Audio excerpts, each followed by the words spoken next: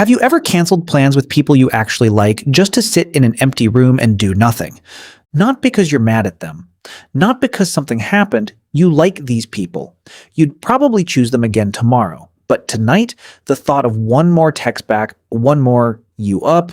one more slightly too loud group chat notification feels like someone asking you to carry a couch up 4 flights of stairs. And so you say you're tired. You are not tired. You are full.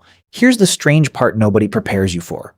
You can spend an entire Saturday with your favorite people on Earth, have a genuinely good time, laugh until your face hurts, and still drive home already rehearsing tomorrow's excuse for why you can't make brunch.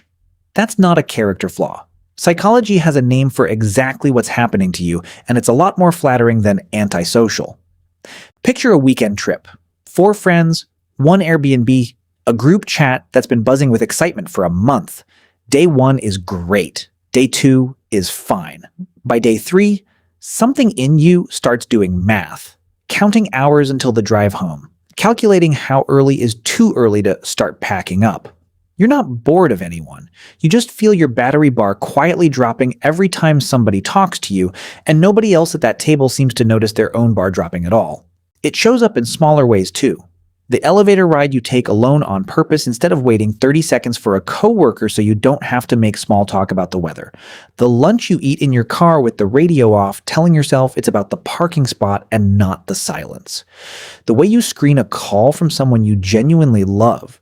Not because you don't want to talk to them, but because you don't have a version of your voice left to give them yet.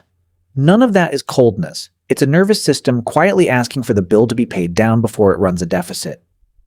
Of course, other people rarely read it that generously. You already know the script they run when they clock this about you. You're closed off. You're guarded. You just haven't met the right person yet, and once you do, you won't want a second alone. Somebody's aunt will eventually corner you near the snack table and ask with real concern if everything's okay at home because you left the last 2 family things before dessert. You'll say work's been busy. Work has not been busy. You simply reached your limit, and nobody handed you a socially acceptable way to say that out loud. Here's where it gets interesting because the actual research on this doesn't land anywhere near something is wrong with you. A group of researchers led by psychologist Weinstein spent years studying something almost nobody had bothered to study properly: why people choose to be alone. Not whether solitude is good or bad, but the reason behind it. Using a framework called self-determination theory, they found that the effect solitude has on you depends almost entirely on one question. Did you choose it, or did you feel forced into it? When people sought solitude because they genuinely wanted to, because it recharged them, because it let them think without narrating their thoughts out loud to somebody else, their mood improved, their stress dropped, they came back to other people calmer and more present. Weinstein and her colleagues called this autonomous solitude, alone time chosen on its own terms, not as an escape from something, but as a move towards something you actually need. But when people withdrew because they felt obligated to, or because they were avoiding a person or a feeling, the opposite happened. Same behavior, same empty room, completely different outcome. That version made people feel worse, lonelier, more disconnected, not less. This matters because it means the couch you sat on last Saturday instead of texting anyone back wasn't a symptom. It was a decision. And decisions your brain makes on purpose tend to pay you back, while ones you make out of fear tend to charge you interest. The room doesn't decide whether solitude heals you or hollows you out. The reason you walked into it does. There's a follow-up detail from that same body of research worth knowing because it explains something you've probably felt but never named. The people who scored highest on autonomous solitude weren't hermits. They weren't avoiding relationships or dodging commitment. If anything, they tended to report closer, more satisfying connections with the people they did choose to keep around. Solitude wasn't competing with their relationships. It was quietly funding them. You can't keep showing up as your best self for other people using a battery you never let finish charging, and the people who protect their recharge time aren't opting out of connection. They're just refusing to run it on empty. That distinction is worth sitting with for a second because it's easy to blur 2 very different things. Choosing solitude because it restores you is not the same animal as isolating because you're anxious, ashamed, or hurting. If being alone has quietly stopped feeling like relief and started feeling like emptiness, if the door closing behind you brings numbness instead of peace, that's not autonomous solitude anymore, and it's worth talking to someone you trust about it. What we're describing today is the kind of alone time that leaves you steadier, not the kind that hollows you out. Assuming it's the first kind, here's the part nobody warns you about. The guilt shows up anyway. You'll be sitting in your apartment on a Friday night, tea going cold, phone face down, completely at peace, and some inherited voice in your head will start narrating your life like you're the sad character in a movie. Alone again. As if choosing your own company is a consolation prize instead of the thing you picked on purpose. Nobody scores dramatic music over the extrovert who's thrilled to finally be home doing laundry by themselves. Somehow when you do the identical thing, it needs a backstory, a slow zoom out, and a caption asking if you're okay.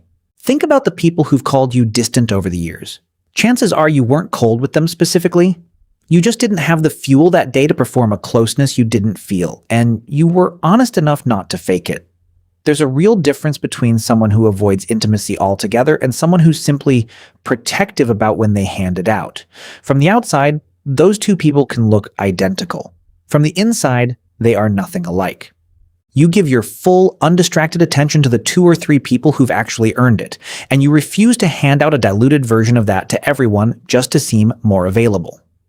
Most people would be lucky to get the version of you that's reserved for the ones you've actually chosen. That's not a limitation, that's a filter, and a fairly disciplined one, even if you never consciously built it on purpose. Notice how differently we talk about this depending on who's doing it. Someone who needs constant company gets called warm, easygoing, the glue of the friend group. Someone who needs solitude gets called cold, hard to read, or a lot to plan around. Someone who says yes to every plan gets praised for being spontaneous. Someone who says no to protect their own limit gets asked if everything's all right. Same nervous system running 2 very different scripts, and only one of them gets a compliment. The other gets an intervention. If you've ever read the restaurant menu online before you got there so you wouldn't have to decide anything out loud in front of people, if you've left your own birthday early, if the quiet 20 minutes after everyone leaves is genuinely the best part of hosting, none of that needs fixing.